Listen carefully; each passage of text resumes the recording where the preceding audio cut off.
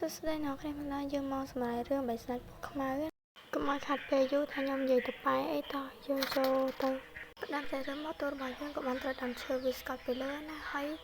គឺក៏បានលើគេនិយាយថានេះមិនមែនជាថ្ងៃដំបូងរបស់ឯងទេឯងត្រូវតែប្រុងប្រយ័ត្នជាងនេះហើយទូរបស់យើងក៏បាននិយាយថាខ្ញុំសុំទោសផងបរិមម្នាក់ហ្នឹងក៏បាននិយាយទៀតថាអូនអ្នកគ្នាខ្ញុំសូមហៅបរិមម្នាក់ហ្នឹងថាតាចុះអ្នកគ្នាហើយគឺក៏បាននិយាយថាយើងសម្រាប់ចិញ្ចោះមុននឹងយើងបន្តដំណើរទៅមុខទៀតហើយទោះបើយើងក៏ថាបាទទៅមកគាត់ក៏បានអង្គុយសម្រាប់សិននេះក៏បានលើគេស្រ័យថាអេតែអ្នកកំពុងធ្វើអ្វីហ្នឹងទៅមកបែកខាងឆ្វេងហ្នឹងអ្នកគ្នាខ្ញុំស្គាល់ឈ្មោះពួកគាត់តែខ្ញុំសុំហៅបែកសិនណាបែកខាងឆ្វេងហ្នឹងក៏បាននិយាយថាតើឯងបានទម្លាក់ពូថៅរបស់ឯងកាលពីម្សិលមិញដែរឬទេទៅមកទោះរបស់យើងក៏បានគិតថាតើពួកគេគិតថាធ្វើបែបនេះរលួយបានច្រើនមែនទេប៉ុន្តែគាត់និយាយប៉ុណ្ណាគាត់ក៏បានទៅសួរពេទ្យថាវិញ្ញាណភ្នំមួយនោះខ្ញុំបានទម្លាក់វាដល់ទៅ5ដងហើយតែវិញ្ញាណភ្នំមួយនោះវានៅតែមិនមានប្រសិទ្ធភាពឡើយតមកអាពេទ្យនោះក៏បានគិតថាឯងគិតថាវានឹងមានប្រសិទ្ធភាពដោយសារការអូសទាញមែនទេអាពេទ្យនោះក៏បានទៅចិត្តទូស្រីរបស់យើងហើយក៏បាននិយាយថាបើសិនឯងតោកចិត្តខ្ញុំនឹងឲ្យឯងខ្ចីពូថៅរបស់ខ្ញុំ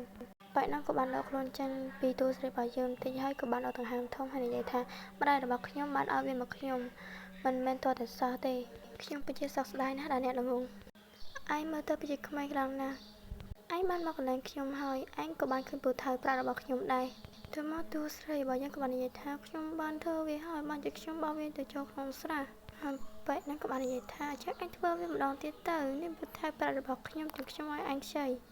មកគាត់ក៏បានយកដៃដាក់លើស្មាទូស្រះក៏បាននិយាយថាតើមានស្ត្រីម្នាក់ណាដែលរស់នៅជាមួយឯងក្នុងខ្ទមដែលរៀបនឹងដួលរលំមកយើងក៏បានកាត់ទៅពេលយប់ហើយយើងក៏បានឃើញទូស្រីរបស់យើងមកមាត់ស្រះនឹងមែនហើយក៏បានដៃកាន់ពូថៅត្រូវហើយបន្ទាប់ពីខ្ញុំបោះពូថៅនោះទៅវិញ្ញាណស្រះនោះប្រកាសជាចេញមកឲ្យចិញ្ចឹមខ្ញុំបន្ទាប់មកខ្ញុំសុំ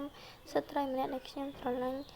នឹងរៀបការរស់នៅជាមួយគាត់អស់មួយជីវិតខ្ញុំគាត់តែគិតក៏មានក្តីសុខដែរក៏បន្ទាប់ពីគាត់បានប៉ុណ្ណេះគាត់ក៏បានយកពូថៅនោះគប់ទៅចូលក្នុងស្រះខ្ញុំនឹងអាចធ្វើបានបន្ទាប់ពីគាត់និយាយប៉ុណ្ណេះហើយ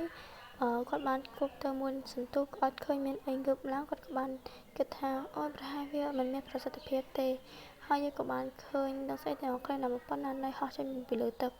អ្នកគ្នាហោះចេញមកពីក្រោមទឹកតមកទូរបស់យើងក៏បានគិតថាអូយស្អីគេធំមែនក្រោយខ្ញុំនេះទៅពេលឲ្យគាត់ងាកទៅគាត់ក៏បាននិយាយថាលោកម្ចាស់វិញ្ញាណភ្នំបន្ទាប់មកគាត់ក៏បានដល់ជង្គង់ហើយនិយាយបន្តថាខ្ញុំបានទម្លាក់ពូថៅនៅសន្លឹកកាត់មានរបស់ខ្ញុំចោលតែពូថៅដែរទេតើវាជាអ្វីណាអ្នកគ្នាខ្ញុំមកបញ្ជាក់កន្លែងនេះតិចកន្លែងស្រះហ្នឹងគឺគេមានជំនឿថាពេលយើងបោះពូថៅបោះអីចឹងទៅមានវិញ្ញាណភ្នំគេមកឲ្យលុយឲ្យអីចឹងចឹងណាគ្នាចឹងទៅ